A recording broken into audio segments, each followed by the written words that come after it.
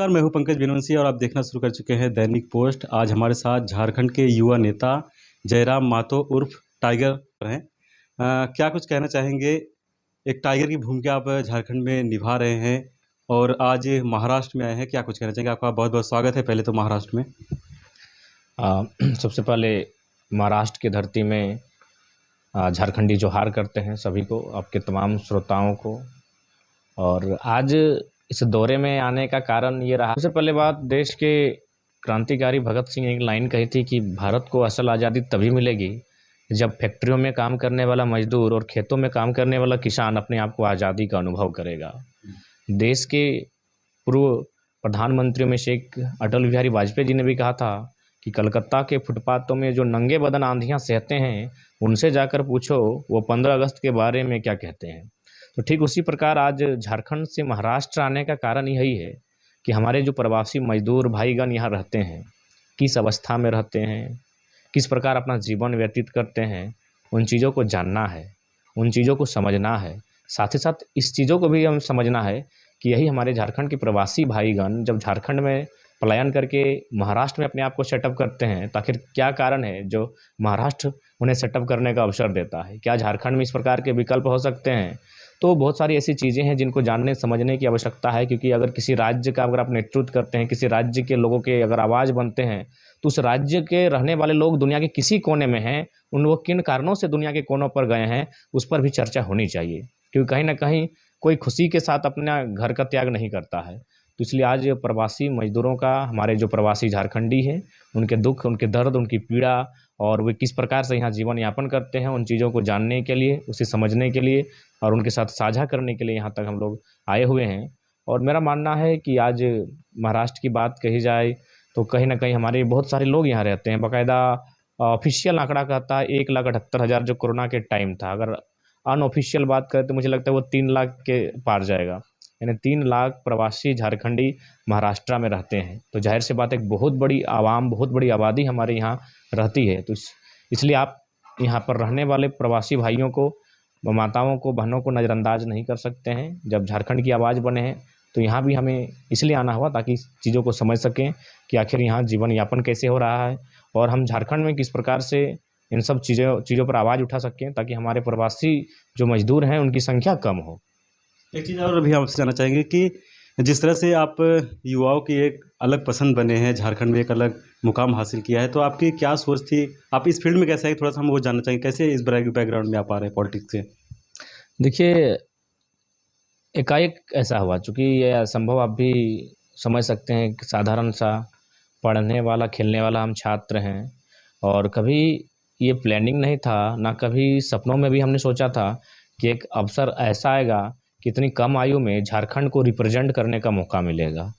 तो एक मूवमेंट था, भाषाई मूवमेंट था। चूँकि आप जिस महाराष्ट्र की धरती में हैं, यहाँ भी भाषाई मूवमेंट के आधार पर ही 2 स्टेट्स बने हैं। जो बॉम्बे था 1960 के आसपास, उसे महाराष्ट्र और गुजरात में तब्दील कर दिया गया। गुजराती भाषाइयों के लिए गुजरात और मराठी भाषाइयों के लिए महाराष्ट्र बना। तो वहाँ भी एक भाषा को लेकर मूवमेंट हुआ था। क्षेत्रीय भाषाओं का JSSC की जो परीक्षा होती है हमारे राज्य स्तर की, उसमें शामिल किया गया था जो हमारे राज्य की भाषाएं नहीं थी।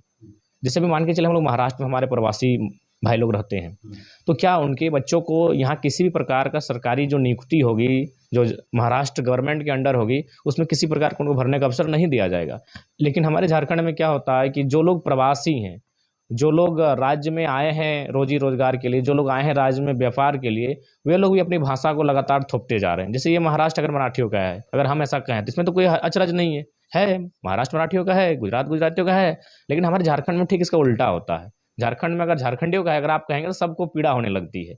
वो मैंने एक खुला बाजार धीरे धीरे राज्य हमारा बन रहा है। तो उसी क्रम में एक आंदोलन का स्टार्ट होता है और हम अपने बातों से, अपने तर्कों से और अपने जब मीडिया को अपना बयान जो दिए उसके माध्यम से राज्य में हाईलाइट होते हैं और धीरे धीरे जो झारखंड के ज्वलंत मुद्दे हैं उन पर लगातार बात करते हैं।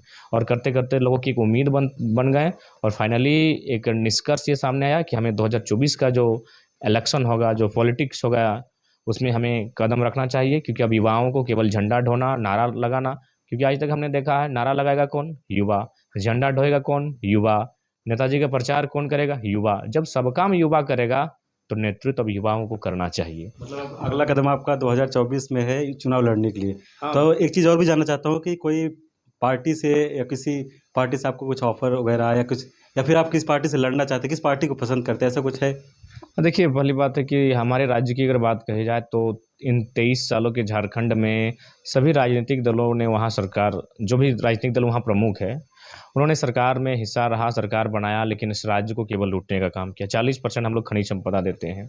अगर हमारे शासन और प्रशासन में जरा सी भी अगर ईमानदारी और निष्ठा होती तो मुझे लगता है आज महाराष्ट्र जिस प्रकार एक डेवलपमेंट स्टेट के रूप में आगे बढ़ रहा है, कर्नाटक एक बेहतर स्टेट्स के रूप में आगे बढ़ रहा है, हमारा झारखंड भी एक बेहतर स्टेट्स के रूप में आगे बढ़ता।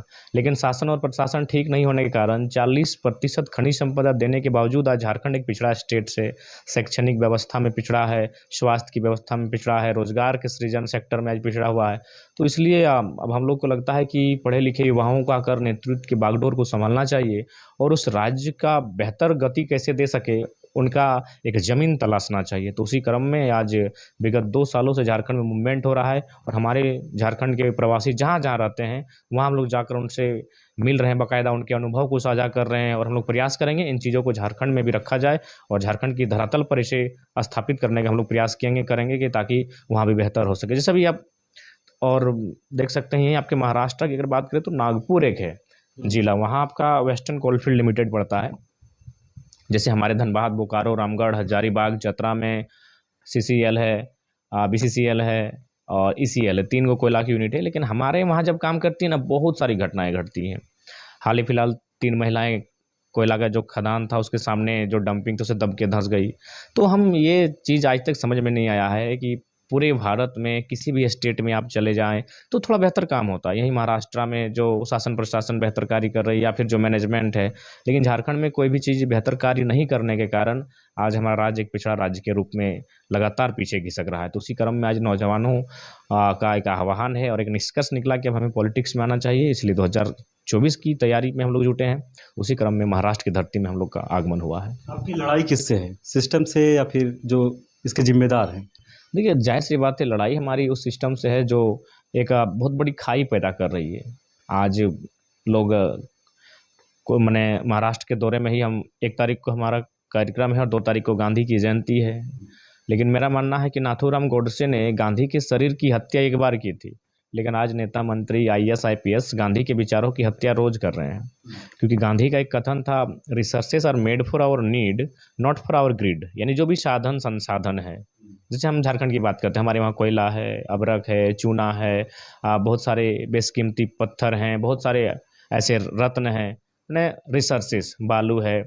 तो कुल मिलाकर रिसोर्सेस जो बने हैं वो किस लिए बने हैं कि उसमें जन समुदाय की भागीदारी हो। ऐसा मेरा नहीं, राष्ट्रपिता भारत के फ्रीडम फाइटर महान गांधी का कथन था कि resources are made for our need not for our greed. लेकिन हमारे यहाँ के IAS IPS, यहाँ के मंत्री, कॉरपोरेट इतनी बड़ी खाई पैदा कर दिए हैं कि एक आम व्यक्ति, चूँकि अभी मनरेगा भी चलता है, मनरेगा क्या नहीं, 100 दिन की न्यूनतम 100 दिन की गारंटी, तो उसमें क्या मिलता है 200-250 मान के चलिए। यानी एक आम व्यक्ति एक दिन में 200 रुपये तक संघर्ष करना पड़ता है और वहीं एक व्यक्ति धड़ल्ले से इसी देश में एक दिन में 2 लाख तक कमा लेता है। तो एक बहुत बड़ी असमानता पैदा हुई है। तो इससे क्या होता है कि एक अमीरी और गरीबी के बीच बहुत बड़ी खाई हो जाती है। बहुत कुछ लोग अपने आजीवन नहीं, आने वाले 10 पीढ़ियों को लग्जरियस लाइफ दे रहे हैं और एक बहुत बड़ी आबादी है जो वर्तमान सिचुएशन में मूलभूत सुविधाओं का उपभोग नहीं कर पा रही है, ना बेहतर शिक्षा हासिल कर पा रही है, ना स्वास्थ्य की स्थिति उनकी ठीक ठाक हो पा रही है। तो इसलिए आज हमारी जो लड़ाई है एक विचारधारा को, नई विचारधारा को सृजन करने की, व्यवस्था परिवर्तन करने की लड़ाई है और इस पर हम लोग प्रयास कर रहे हैं, पहल कर रहे हैं। और साथ ही साथ मुझे लगता है आने वाले दिनों में देश में भी इस प्रकार के भूचाल आएंगे जब एक बहुत बड़ी असमानता दिखेगी। अगर आप 2024 का चुनाव जीतते हैं तो पहला कदम आपका कौन सा रहेगा युवाओं के प्रति खास तौर पे? देखिए, जब युवाओं की बात है तो सबसे पहला रोजगार का सेक्टर रहेगा। तो उसके लिए हम लोग के भारी से भारी संख्या में रोजगार का सृजन करना होगा।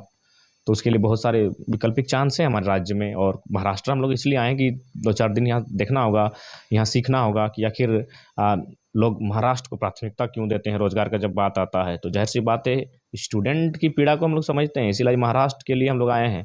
तो यहाँ से जो चीज़ हम लोग अंडरस्टैंड करेंगे उसको झारखंड में रिप्रेजेंट करेंगे। झारखंड के जो महाराष्ट्र में झारखंड के युवा है वो कहते हैं कि आप CM के नेक्स्ट CM मान रहे हैं आपको, तो आप किस तरह से देखते हैं उनके विचारों को देखते हुए? देखिए, ये बहुत बड़ा चैलेंजिंग इशू है। 2 साल ही मान के चलिए हम लोग का आंदोलन का किया हुआ है। हम लोग के पास एक्सपीरियंस नहीं, लेकिन जुनून है, एग्रेशन है, और सबसे ख़ास बात है कि जो मास है वो हम लोग के साथ है। एक मास इस मूवमेंट में जो जनसैलाब दिखा है वो हम लोग के साथ है, क्योंकि आज के डेट में हाल ही फिलहाल अभी हमारे वहाँ भारतीय जनता पार्टी के जो राज्य के प्रदेश अध्यक्ष हैं, उनकी सभा होती है, उसमें 80% 70% कुर्सियाँ खाली रहती है, और हमारी जब सभा होती है तो हमें स्कॉर्पियो के ऊपर से स्पीच देना पड़ता है, यानी ग्राउंड पूरा भर जाता है। तो एक मास हम लोग के साथ है। अब उस मास को हम लोग, जो भीड़ आई है, उसे वोट में तब्दील करके 2024 में एक सकारात्मक प्रयास करेंगे कि एक चेंजिंग हो। झारखंड के मुख्यमंत्री किस तरह से काम कर रहे हैं, क्योंकि युवाओं को पसंद नहीं आया, तो आप एक युवा का नेतृत्व कर रहे हैं, तो उसको किस तरह से देखते हैं आप? देखिए, राज्य के मुख्यमंत्री, चूँकि राजनीति उन्हें विरासत में मिली है। सबसे पहली बात, झारखंड आप भी जानते हैं, अगर आप, चूँकि आप उत्तर प्रदेश से हैं तो झारखंड के बारे में सुने होंगे। झारखंड एक बहुत बड़े मूवमेंट के बाद अलग हुआ है। जैसे आपका उत्तर प्रदेश और उत्तराखंड, कोई मूवमेंट नहीं हुआ है। उत्तराखंड का जो साइड था, उन्होंने डिमांड किया कि हमें उत्तराखंड दे दीजिए। उत्तर प्रदेश और जो भी राज्य पुनर्गठन अधिनियम बनता है, जिसमें केंद्र की पहल होती है, और उन्हें एक अलग नया राज्य मिल गया। मध्य प्रदेश से भी छत्तीसगढ़ बना, एक नया अलग राज्य मिल गया। बॉम्बे, महाराष्ट्र, गुजरात बना, अलग राज्य बन गए। लेकिन झारखंड को जब हम झांकते हैं तो परिस्थिति बदल जाती है। झारखंड में लगभग 88 साल संघर्ष हुआ है।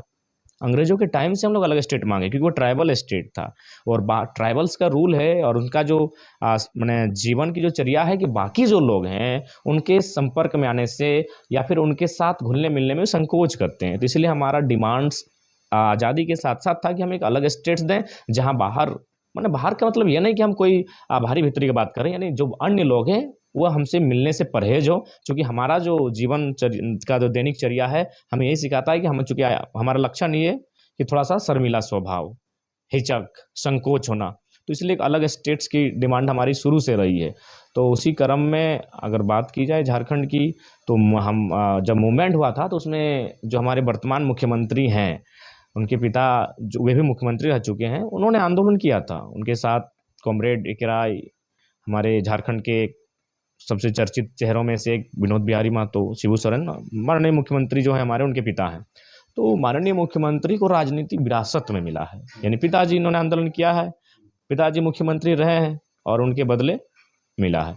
जैसे अभी आप यहीं मान के चलें, बाला साहब के सम्मान है, सदैव रहेगा, और मुझे लगता है राष्ट्रपति के तर्ज पर उनका जो अंतिम यात्रा से उन्हें 21 तोपों की सलामी दी गई थी, जैसे सुनने में आया है, तो एक बहुत बड़ी ख्याति थे। लेकिन क्या हुआ, उनके पुत्र उद्धव जी को, उसे हम कहेंगे राजनीति एक विरासत के रूप में मिलना। तो ठीक उसी प्रकार हमारे झारखंड में हुआ कि गुरु जी ने संघर्ष किया था, जैसे बाला साहब ने संघर्ष किया था, लेकिन उनके पुत्र को एक विरासत के रूप में मिली, तो वे समझ नहीं पाए चीज़ों को, टैकल नहीं कर पाए कि किस तरह हम बेहतर कर पाएँ। गुरु जी होते तो समझते, चूँकि उन्होंने मूवमेंट किया था, उन्होंने आंदोलन किया था, गाँव-गाँव गए थे, महाजनी प्रथा के खिलाफ लड़े थे, सामंतवादी प्रथाओं के खिलाफ लड़े थे, जो दमनकारी नीतियाँ थी उनके खिलाफ लड़े थे, जो सामाजिक असमानताएँ थी उनके खिलाफ थे। तो वो चीज़ वो समझते, लेकिन उनके पुत्र होने के कारण, जो वर्तमान माननीय मुख्यमंत्री हैं, उनको इस बात का आभास नहीं हो पाया, और फिलहाल उन्होंने एक बेहतर लीडरशिप की क्वालिटी नहीं होने के कारण आज राज्य हमारा बेहतर नहीं हो पाया। बिहार झारखंड जब अलग हुआ तो झारखंड वालों को क्या चीज़ खलती है अभी भी? देखिए, झारखंड की कोई भी जब स्टेट अलग होता है तो ज़ाहिर सी बात है, वो स्टेट्स अलग होता है, यानी ज़ाहिर सी बात है सेपरेशन होता है। जैसे अभी मान के चलिए महाराष्ट्र और गुजरात का सेपरेशन हो गया है, तो महाराष्ट्र के जो मराठी मानूस है वो नहीं चाहेंगे कि गुजरात में उनकी कोई डोमिनेशन हो, और गुजरात के जो मानूस है वो कभी नहीं चाहेंगे कि महाराष्ट्र में हमारा डोमिनेशन। हाँ, सहयोग में भागीदारी हो, हम एक दूसरे के परस्पर सहयोग करेंगे, उनके डेवलपमेंट में योगदान देंगे। लेकिन झारखंड में ठीक इसका उल्टा है, हम बिहार से बेशक अलग हुए, लेकिन क्या हुआ कि हमें एक कागजों में एक नक्शे में राज्य मिला, किंतु राइट्स की बात करें, जैसे आप किसी भी सेक्टर में चले जाएं, अगर प्रशासनिक सेक्टर में जाएंगे तो फिर अन्य राज्यों के पदाधिकारी हैं, अगर आप कार्यपालिका से न्यायपालिका में जाते हैं तो अन्य राज्यों के लोग हैं, पत्रकारिता में जाते हैं तो बहुत माने जहाँ हाईलाइटेड, जहाँ वहाँ भी, उसके बाद आप ठेकेदारी में जाते हैं, आउटसोर्सिंग में जाते हैं, किसी भी सेक्टर्स में जाते हैं, चपरासी और हवलदार जमादार छोड़ के, तो मैक्सिमम जो है अन्य राज्यों के लोग ही मिलेंगे। तो इसे ही झारखंड के लोग खलता है कि स्टेट्स क्यों बना। लेकिन वो बिहार के लोग बोलते हैं कि हम अपने टैलेंट पे सब जगह जॉब करते नहीं, हैं, टैलेंट सबसे पहली ऐसा बात, उनका मानना है। नहीं नहीं, टैलेंट ठीक है, अगर सही बात आपने कहा टैलेंट, तो अगर इस टैलेंट को अगर हम आधार माने, सबसे पहले बिहार, एक हम अकेले नहीं, पूरा ऑल ओवर बिहार के साथ जो हमारे पड़ोसी राज्य हैं, उत्तर प्रदेश रहे, छत्तीसगढ़ रहे, पश्चिम बंगाल रहे, उड़ीसा रहे, सबको लेते हैं, एक स्टेट की बात नहीं, अब टैलेंट की बात की अच्छी बात है। अगर मान के चलिए, अगर ये छूट रहेगी कि एक ऑल ओवर इंडिया में कोई कहीं से भी ट्राई करे, तो पुलिस की अगर वैकेंसी निकलेगी, तो ज़ाहिर-सी बात है पंजाब के लोग पूरे भारत में चले जाएँगे। क्योंकि शारीरिक दक्षता के मामले में पंजाब के लोगों का कोई सानी नहीं है, उनसे कोई टक्कर नहीं ले पाएगा। तो अगर खुली छूट दे दी जाए कि कोई बैरियर नहीं है, स्टेट नाम का कोई चीज़ नहीं है, सिर्फ़ इंडिया और अब कोई भी कहीं वैकेंसी भर सकता है, तो पंजाब के लोगों का कोई सानी नहीं है, शारीरिक दक्षता में निपुण है, वो पूरे स्टेट नहीं, पूरे भारत देश में पुलिस की बहाली को मतलब अपने डोम ले लेंगे कब्ज़े में। अब अगर वो ले भी लिए, तो क्या पंजाब के लोग असम में जाकर पुलिस का काम करते हुए वहाँ की विधि व्यवस्था कंट्रोल कर पाएँगे? नहीं कर पाएँगे, क्योंकि भारत की खूबसूरती यही है, डाइवर्सिटी है। अनेकताओं में एकता, यही हमारी खूबसूरती है। अब मान के चलिए अगर टीचर की बहाली हम ओपन कर देते हैं कि ऑल ओवर इंडिया कोई भी भरता है और मान के चलिए कोई कन्नड़ व्यक्ति जाके अरुणाचल प्रदेश में टीचिंग करता है, क्या वहाँ के बच्चों को पढ़ा पाएगा? नहीं पढ़ा पाएगा। तो ठीक उसी प्रकार ये जो कहते हैं टैलेंट के दम पर, हम ठीक है अपने टैलेंट के दम पर ले भी लिया, मानते हैं कि सबका टैलेंट एक नहीं होता है। अब कोई मुंबई महानगर में तैयारी कर रहा है और कोई गाँव में तैयारी कर रहा है, तो उनका टैलेंट एक नहीं होता है। लेकिन उस टैलेंट का क्या? जो आप जहाँ अपने टैलेंट को प्रेज़ेंट करने के लिए गए हैं, वहाँ के लोगों को मतलब ही नहीं है आपके टैलेंट से। आप आए एक एज़ ए शिक्षक के रूप में, आप हमें पढ़ा रहे हैं, आपके आइडियाज़ हमें पसंद नहीं है, क्योंकि ये हमारी विविधता है। हमारे पास एक भगवान नहीं है, हमारे पास एक भाषा नहीं है, हमारे पास एक बोली नहीं है, हमारे पास एक खाने का तरीका नहीं, हमारे पास एक पढ़ने का तरीका नहीं, हमारे पास एक नाचने का तरीका नहीं। हम एक तभी हैं, जब विविधताओं में एकता की बात करेंगे, तभी हम एक हैं। नहीं तो हम आप आपके उस टैलेंट का क्या मतलब है? आप शिक्षक हाँ, आप टैलेंट है, बहुत टैलेंटेड हैं। आप शिक्षक बन के कोई कन्नड़ व्यक्ति आ गया है झारखंड के क्षेत्र में, हम नहीं समझ पा रहे हैं आपकी भाषाओं क्योंकि झारखंड की भाषाएँ भिन्न हैं। तो इसलिए टैलेंट नहीं, यहाँ स्थानीयता को प्राथमिकता देनी होगी, तभी ये स्टेट्स डेवलप करेंगे और स्टेट्स डेवलप करेंगे तभी राष्ट्र हमारा डेवलप करेगा। नहीं तो ऐसे में क्या होगा, टैलेंट के नाम पर चंद मुट्ठी भर लोग या फिर चंद गिने-चुने लोग या फिर चंद गिने-चुने स्टेट्स के लोग पूरे देश में हावी हो जाएँगे और फाइनली जो माने हाशिए पर जो लोग हैं, रिमोट एरिया में बसते हैं, गाँव में बसते हैं, आज भी झारखंड के मैक्सिमम गाँव अब काफ़ी रिमोट हैं, वहाँ जब प्रसव के टाइम जब डिलीवरी के टाइम खटिया में लाद कर हॉस्पिटल लेके जाया जाता है, अच्छी सड़कें नहीं, बहुत सारी ऐसी असुविधाएँ हैं। तो फिर वे लोग तो वहीं रह जाएँगे। अगर आप टैलेंट की बात करेंगे तो वे लोग वहीं रह जाएँगे। तो इसलिए टैलेंट का समय नहीं है। ये व्यक्ति एक-एक व्यक्ति को खोज-खोज कर सामाजिक न्याय का अवसर है। टैलेंट की बात करेंगे तो सभी जानते हैं कि भारत का इतिहास क्या रहा है। पढ़ने का अवसर कुछ ही वर्गों को मिला है, बाकी सभी वर्गों का अपने कर्म के आधार पर काम किया है। तो टैलेंट की बात करेंगे तो कभी भारत उन्नति की बात नहीं कर पाएगा। इसलिए क्षेत्रीयता को आप बिना नकारे टैलेंट की बात कीजिए ना, जब आप उनको निपुण बनाइए। आप फ़ोकस कीजिए। आप पहले उनको एजुकेशन में फ़ोकस कीजिए। तो उसके लिए बहुत सारी प्रक्रियाएँ करनी होगी, लेकिन उससे पहले और हम कहाँ बात कर रहे हैं। भारतीय संविधान आर्टिकल 371 ए, बी, सी, डी, ई, एफ, जी वहाँ बहुत सारे स्टेट्स हैं जिनको विशेष राज्य का प्रावधान है। नागालैंड के पास आप चले जाएँ तो वहाँ स्पष्ट है कि संसद भी नागाओं की जो रूढ़ि प्रथाएँ हैं, उस पर नियम नहीं बना सकती है जब तक विधानसभा की अनुमति नहीं होगी। क्यों? क्योंकि उनकी एक विशिष्ट पहचान है। तो ठीक उसी प्रकार भारत की खूबसूरती यही है कि स्टेट्स भारत का संविधान में उसी बात का ज़िक्र है, India that is Bharat shall be a country of states, unions. एक चीज़ और मैं पूछना चाहता हूँ कि जो झारखंड के सत्ताधारी हैं, उनका मानना है कि झारखंड बहुत विकास कर गया है। तो आप एक युवा का नेतृत्व कर रहे हैं, एक युवा नेता है, वो आप किस तरह से देखते हैं? क्या वाक़ई उनके विकास हुआ है? उनके इस सवाल का कटाक्ष आपके इसी कमरे में है, जो आपने सवाल मुझसे किया और झारखंड के जो सत्ताधारी या फिर जो लोग नेतृत्व किए हैं, जो ये बात कह रहे हैं, उनका सवाल का उत्तर आपके इसी महाराष्ट्र के इसी छोटे से कमरे से है कि हमारे यहाँ से 1,78,000 कोरोना के टाइम में जो वर्कर्स थे, वो रजिस्ट्रेशन करके झारखंड रिटर्न जाते हैं और कुछ ही महीनों में कोरोना यानी मौत का एक मातम का माहौल, कोरोना यानी मौत का माहौल और कुछ ही महीने में फिर लाखों महाराष्ट्र रिटर्न आ जाते हैं। अगर विकास और उन्नति किया होता, तो कम से कम मौत से ऊपर रोटी को नहीं चूनते।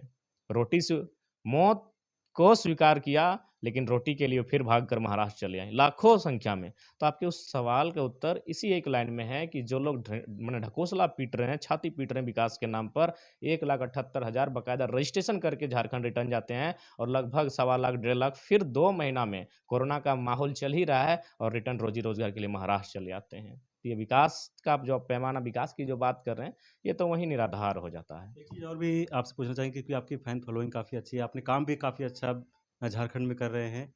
तो आपको लोग जानना चाहते हैं, आप किसको आइडियल मानते हैं आप पॉलिटिक्स में?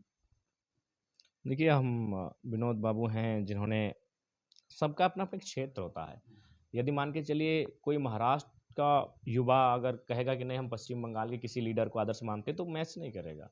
क्योंकि आज भले सोशल मीडिया है, लेकिन उस समय उनकी जानकारी हमारे पास नहीं थी। उनको हम अपने करीब से देखे नहीं, ज़ाहिर-सी बात है झारखंड हम जिस क्षेत्र में रहते हैं, विनोद बाबू काफ़ी संघर्ष किया है, तो ज़ाहिर-सी बात है पॉलिटिकल आइकॉन के रूप में विनोद बाबू हमारे पूरे कोयलांचल नहीं, पूरे झारखंड, तो ज़ाहिर-सी बात है हमारे भी आदर्श हैं। और अगर आज़ादी की बात कहें तो भगत सिंह युवाओं के सबसे लोकप्रिय रहे हैं, हमारे भी हैं। और मैंने भी कई अवसरों पर कहा है, लोग सवाल भी करते हैं गांधी और भगत सिंह, तो हमने कहा जब भगत सिंह की उम्र में है तो भगत सिंह पसंद आएँगे, जब गांधी की उम्र में जाएँगे तो देखा जाएगा और सोचा जाएगा। ऐसा बात नहीं कि गांधी हमें पसंद नहीं है, लेकिन उम्र है भगत सिंह का तो प्राथमिकता तो फिलहाल भगत सिंह को होगी। एक सवाल और भी है नवी मुंबईकरों को क्या कहना चाहेंगे जो महाराष्ट्र के लोग हैं उनको क्या कहेंगे जो झारखंड समाज के लोग यहाँ पर हैं? उनसे यही कहेंगे कि अपनी मेहनत, अपने घर का त्याग किया है। जो कभी खेत खलिहान, बाग बगीचों में आज़ादी के साथ घूमने वाले आज एक छोटे से कमरे में 15-20 लोगों के साथ पैक होकर रह गए हैं, तो कहीं न कहीं उस खुशियों को त्याग करके एक नई खुशी के लिए यहाँ तक आए हैं, तो अपने उज्ज्वल भविष्य को प्राप्त करने के लिए लगातार मेहनत करें। और हम दुआ प्रार्थना करते हैं कि उनकी मेहनत कामयाब हो, उन्हें उनका मंज़िल मिले और भविष्य उनका बेहतर हो। और साथ ही साथ मिल-जुल कर रहें, महाराष्ट्र की उन्नति में अपना योगदान दें और झारखंड बेहतर कैसे हो, इस पर भी 2 पल सोचें, हम एक यही सवाल कहते हैं। मेरा और भी है, आपका ये आइडिया कहाँ से आया जो लाखों की पब्लिक आपके साथ आती है, आप स्कॉर्पियो पे खड़े होते हैं, एक अलग ही माहौल रहता है, उसके ऊपर आपकी क्या प्रतिक्रिया है? क्योंकि लोग बोलते हैं कि ऐसा नेता पहली बार देखा जा रहा है, ये जो स्कॉर्पियो पे खड़ा होके लाखों लोगों के बीच में भाषण करते हैं, स्पीच करते हैं, उनके मुद्दे की बातें करते हैं। ये स्वाभाविक है, ये फर्स्ट टाइम है और चूँकि यूथ हैं, कुछ न्यू हैं तभी तो आज स्टेट को रिप्रेज़ेंट कर रहे हैं, कुछ तो अलग बात है, तो इसीलिए ये एक दौर है और उम्मीद करते हैं कि इसे एक बेहतर मुकाम मिले। बाकी आपका पुनः धन्यवाद, जोहार। बहुत-बहुत धन्यवाद हमारे साथ जुड़ने के लिए।